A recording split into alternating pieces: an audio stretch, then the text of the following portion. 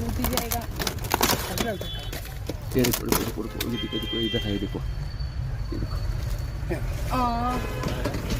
तर बघू शकता कशा ठिकाणी साप येऊन बसलेलं असते आणि असं चावायला पण बघणार ते आता छोटा आहे धामण, रॅट स्नेक म्हणतात त्याला आणि जागा पण खूप अशी थोडीशी होती, अडचणीची जागा आहे।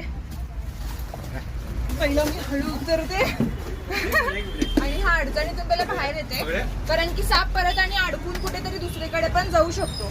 तर हे बघा धामण आहे, असं रॅट स्नेक तुमच्या इकडे पण येऊ शकतो आणि एवढी छोटीशी जागा होती अडचणीत साप येतात। हा मोठा आहे, थोडा तरी मोठा साईज आहे म्हटलं तर कुठे पण साप कसेही येऊ शकतात।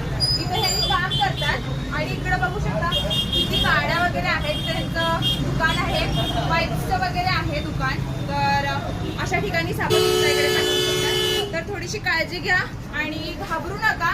आणि सगळे साप विषारीच असतात असं काही नाहीये, मारायचंच पाहिजे असं काही गरज नाहीये। तर कोण बघितलं होतं तर तुम्हाला काय भीती वाटली?